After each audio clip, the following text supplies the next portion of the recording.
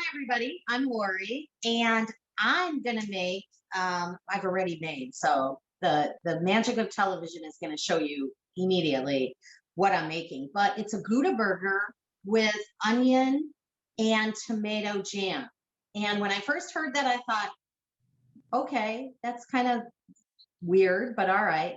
So if you've never had smoked Gouda cheese, you should try it because I went to the store today and he let me sample it and it was very good. So I got it sliced. If you've never had smoked Gouda, it's got a little bit of a stronger smell, but it's not what I pictured. So that is what's going to go on the burger. So I started with really lean meat and I started with 4 patties, but I have one finished to show you and I have one in the grill to kind of finish. So I'll be cooking these other two. You can use your hamburger press. It makes them 1/4 pound. But sometimes I like to just split the meat in fourths and then form them with my hands and kind of make a little well in the center. Our grill is perfect for grilling burgers because when you put them on the grill outside, I notice they shrink. Does anybody ever see that it shrinks down to like a hockey puck? If your husband overcooks things, mine doesn't, but if he overcooks things, it shrinks. There's no shrinkage in the grill. So I made these in the grill, but all I did is I always put salt and pepper in my meat. And since this is a smoked Gouda, there's the paprika. So I added paprika to the top of the burger. And I always add Montreal seasoning. My Tupperware girlfriend, turned me on to Montreal steak seasoning. So I put it in my meat and on my steaks, and it's perfect. So that you can season your meat however you want. That's just what's in here. Okay. So then I took out my speedy mando. Now everyone that's in Tupperware, we know we have this big mandolin and it's amazing. I love it. It cuts 8 different ways. But when I'm making something like this, I want my small mando. Okay. So this is it. It's got a handle. You can lock the top on when you turn it a certain way, like here, it'll lock so you won't cut yourself. And you turn it a 1/4 turn and it'll slice. And everything you want to slice goes into this little cup. So I took an onion, just a regular yellow onion, and I used our serrated knife. All of our knives have the sheath on it to keep them sharp. So I just cut it in fourths, and I'm going to just show you how you would cut this. So you could do it over a bowl. I'm going to do it over a cutting board. Okay. And it's an amazing thing. You could do it over a bowl. You could do it over your pot. I like to use this when I'm using that hard root. I can't think of the name of not fennel, but ginger root. When I use ginger root, I use that. I love to use this for that. So it's just a 1/2 an onion. I see comments popping up. I'm sorry, I can't read those. Someone else will be watching those and answer them. But it shaves it really, really quickly. Okay.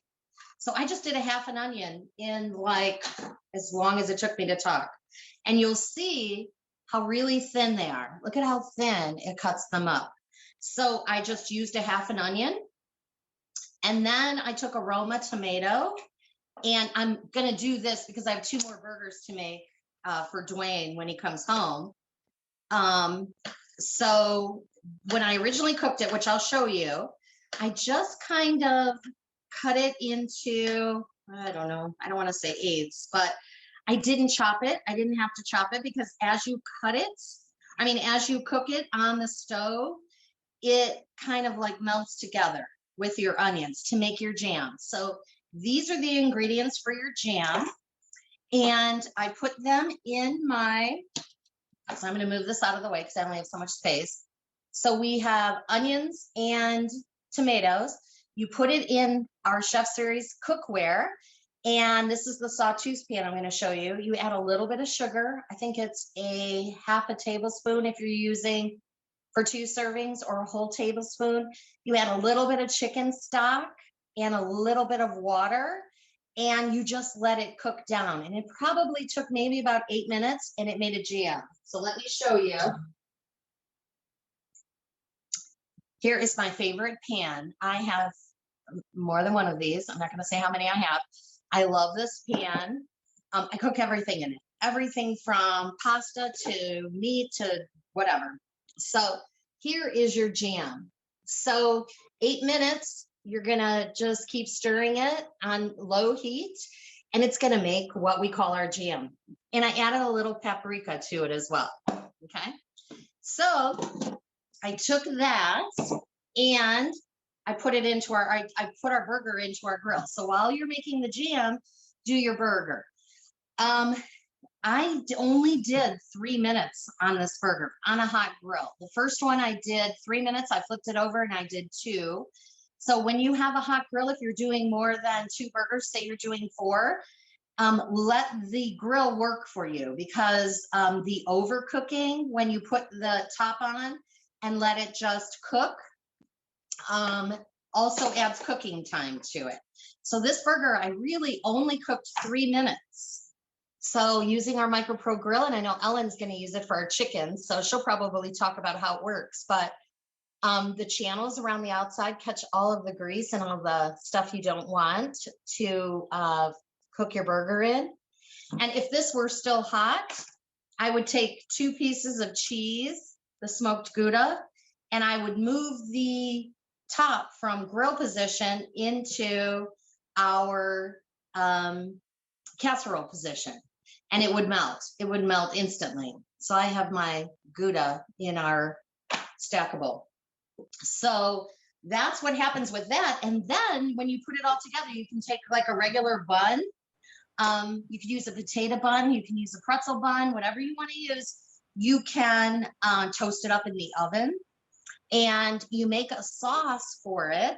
And all the sauce is 2 tablespoons of mayonnaise, not Miracle Whip, mayonnaise. And one of my customers really loves Duke's. Does anybody use Duke's mayonnaise? I saw it at the store today and I bought it. It's more for the Southern people, but I found it at Meijer.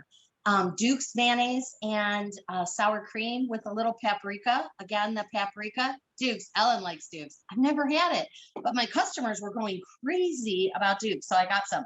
So you mix it together. So that's your sauce. And Amy's coming up next with curly fries, and you can dip your curly fries into this sauce. But what I did is I toasted my bun, and I put it on the bun, and I added the jam to the burger with the Gouda cheese melted on it. And there is your burger with your sauce on the side, waiting for Amy's curly fries to come. But it's really a simple recipe, and it's super, super good. So we'll post it, and I hope you guys try it. It's no better way to make a burger than in your kitchen on a hot day like this. You don't even heat it up. So that's all.